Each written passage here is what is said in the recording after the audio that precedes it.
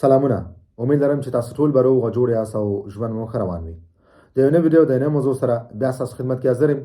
ملګرو، په پاریس کې دلته ډیر خلک دي چې هغه خپل آی ډي کارت یعنی کارت سجوغ لپاره منتظر دي. د کې داسې ملګري شته چې هغوی یو کال کېږي چې دوی د کارت سجوغ لپاره غوښتنه کړې ده. د کې داسې ملګري شته چې هغوی 8 میاشتې کېږي چې ګمان کړی دی. ډیر ملګري داسې دي چې هغوی ګوتې لګولې دي کارت سجوغ لپاره او بیا هم په یو کال، یو نیم کال، 15 میاشتې، 8 میاشتې، یو میاشتې اوښتې دي. نو د اکثره خلکو دغه پوښتنه نن سبا چې ولې دومره وخت اخلي او دا څه وجه کېدای شي چې دغه کارت سجوغ دومره وخت اخلي او دا به کله راځي. ملګرو، د دې غټه وجه، غټ لامل دا دی چې کله کرونا وه، نو کرونا د وجې ته اکثرا اداري کارونه په ټپه ولاړ وه، د فاتر بند وه.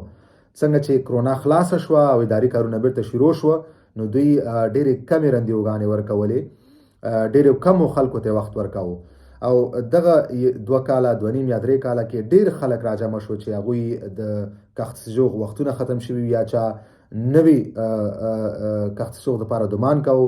نو دغه خلک ډېر زیات شو، رش ډېر زیات جوړ شو، غوښتنه ډېره زیاته شوه، دوماندونه به انتهایی زیات شول.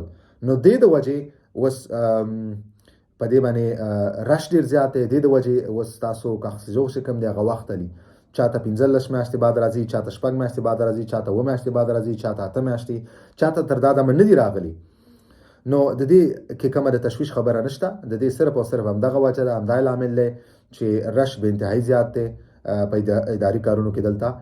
او دغه یوه مهمه وجه ده چې هغې د وجې ستاسو کارت سجوغ چې کوم دی هغه تر دا دمه نه دي راغلي او یا وخت نیسي. بله خبره دا ده چې دلته اکثرا داسې ملګري دي چې دوی آنلاین دوماندونه کړي دي، ولې د دوی سره اکدونسانس نشته دی. نو اکثرا دلته بعضې پروفیکچر شته چې هغه د اکدونسانس نه بغیر تاسو ته کارت سجوغ نه درکوي. نو د دوی دومان خو خیر وشي، خو دوی د پروفیکچر دې ته منتظر چې هر کله د دوی اکدونسانس راغی، نو د دوی چې کومه غوښتنه ده په دې باندې به مخکې دوی لاړ شي او دغه غوښتنه به دوی مکمله کړي، یعنی پوره به کړي، یعنی دوی ته به کارت سجوغ ورکړي. ولې اکثره ملګري هغوی اکدونسانس ته په تمه دي. نو د دې د وجې د دوی چې کوم کارت سجوغ کومه پروسه ده هغه هم په ټپه ولاړه ده.